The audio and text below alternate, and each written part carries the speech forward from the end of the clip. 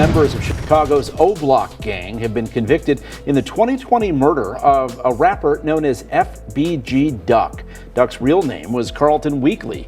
He was shot and killed shopping on Oak Street in the Gold Coast. The Tribune reports it took the jury 2 days to arrive at a verdict. The 6 convicted suspects are men between the ages of 24 and 34. All 6 were convicted of conspiracy to commit murder and murder in the aid of racketeering. 5 of them were also convicted of using a gun when Weekly was shot. Prosecutors say the men targeted Weekly as part of a long-running gang dispute. The people that were convicted of killing FBG Duck, they sentencing coming less than 2 months.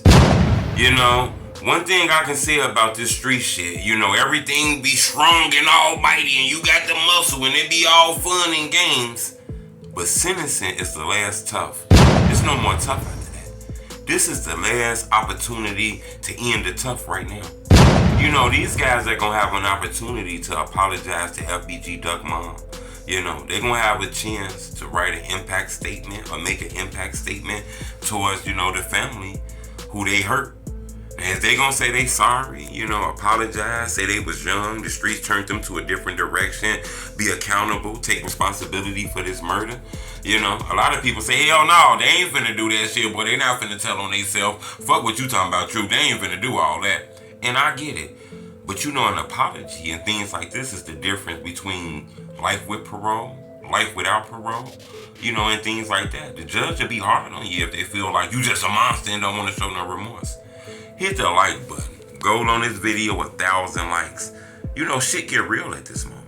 A lot of people always talk about being tough. That sentencing is the last tough. That judge had a right to give you a long time. These guys is facing like a mandatory life in prison. Now, remorse and sorry and shit like that can be the difference of with parole or without parole. Or anything like that, you know. It looks like most of them gonna be sentenced in August, and it's a couple gonna be sentenced in September. All got mourning dates and things like that, you know.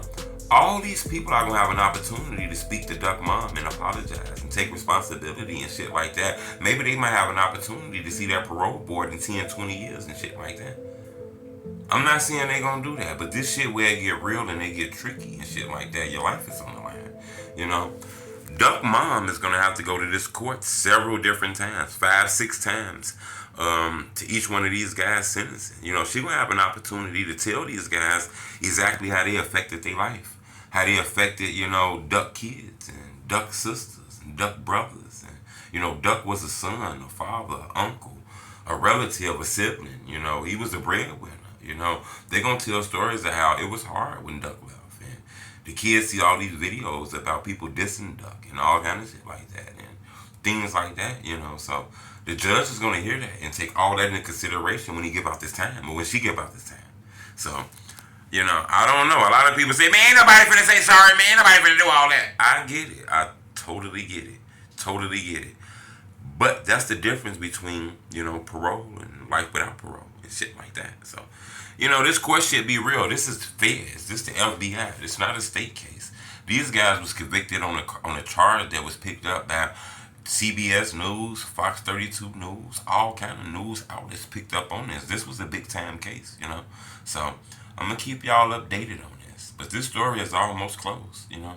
These guys are facing a lot of time. Muwap is the last person to be sentenced, you know. So looks like he had a lot of motions in and things like that, and you know, to try to do this case. But once they get this sentencing, you know, it's still time to appeal this case and do things like that, you know, maybe to the Supreme Court and shit like this. I don't know. But it looks like these guys didn't call it a wrap. It's a wrap. It's over with. You know, this street shit don't end. Ain't really no winners in this street shit. It looked like these guys is the end of this shit, you know. You wanted to be a street dude and shit, they got it. They done graduated and got the championship belt, which is prison time, you know.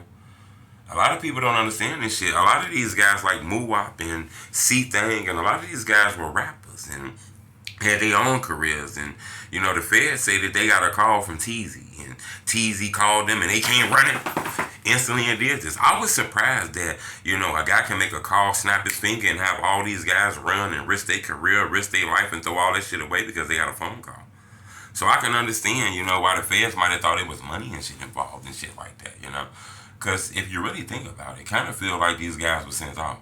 You know, to do some shit like that downtown and the broad daylight, cameras everywhere, you know, cars that they used drove back to the same projects and, you know, got a call from a nigga that ain't even really an Oblock in and, you know, just snap your finger like that. Kind of felt like, you know, these guys were hot-headed and got sent off on a hot mission, you know. Teasy. That's the crazy one, though, you know, because it seemed like a lot of this happened because he was jealous. You know, Duck was slamming his baby mama and he didn't like it, you know, so he felt like he wanted to get revenge, you know. That phone call that he made to Oblock that day changed the trajectory of everybody life that day, you know, including his kids, you know. He got a sibling, a kid that's never gonna see him again and shit like that. His baby mama cooperated with the police against him, you know, and told him that soon Duck died, he sent her, you know, emojis, smiley face emojis.